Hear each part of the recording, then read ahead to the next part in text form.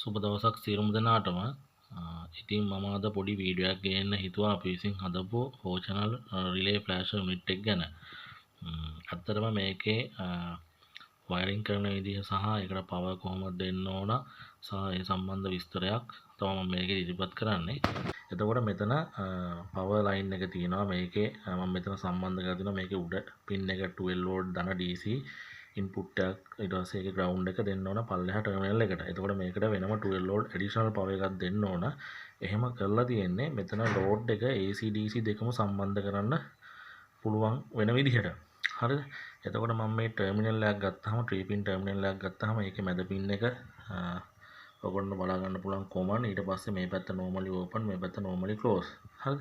එතකොට මේකට ලයිට් සම්බන්ධ කරනවා නම් අපි ලෝඩ් එක සම්බන්ධ කරනවා නම් අපි කියමුකෝ AC වෝල්ටේජ් එක සම්බන්ධ කරනවා නම් ලයිව් එක මේ මැද පින් වලට ලූප් කරගෙන යන්න ඕන. හරිද? ඊට පස්සේ normally open එකෙන් දන අවුට් එක ගන්න පුළුවන්. ඊට පස්සේ ලයිට් වල ඒ කියන්නේ AC ලයිට් වල නිව්ට්‍රල් එකට ඒකේ අනිත් අග්ග ටික සම්බන්ධ කරලා මෙතන normally open එකෙන් බල්බ් වල අනිත් අග්ග වලට වයර් සම්බන්ධ කරපුවාම අදාළ කරන ලෝඩ් එක මේකේ තියෙන පැටර්න් වලට සම්බන්ධ වෙනවා. ඒ වගේම අපි මෙතන ධන DC ලෝඩ් එක සම්බන්ධ කරනවා නම් මැද පින් ටික ආයෙත් ලූප් කරලා ධන 12 වෝල්ට් වලට දීලා normally open වලින් out වෙන ධන ලයින් එක බල්බ් වල ධන වලට දීගෙන යනවා. ඊට පස්සේ ඍණ ලයින් එක DC ඍණ ලයින් එකට දෙනවා. ඒ විදිහට තමයි මේකේ සම්බන්ධතා වයර් අපි සකස් කළ යුත්තේ.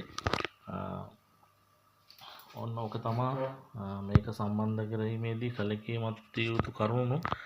අපි දැන් බලමු මේකට පවර් දීලා අපේ කොහොමද රටා ටික වැඩ කරන්න කියලා. මේකේ සම්පූර්ණ පැහැදිලි රටා 15ක් තියෙනවා.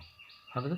මේකෙදි මගේ යුනිට් එකේදී සම්පූර්ණ පැහැදිලි රටා 15ක් තියෙනවා. කුයි තැනකවත් ස්ටක් වීමක් එහෙම මොකුත් සිදු වෙන්නේ නැහැ. එහෙම රීසෙට් කරන්න අවශ්‍ය නැහැ.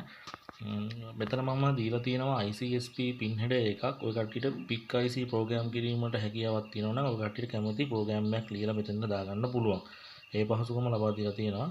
හරි අපි මේක ඔන් කරලා බලමු මේකේ රටා ටික කොහොමද දුවන්නේ කියලා.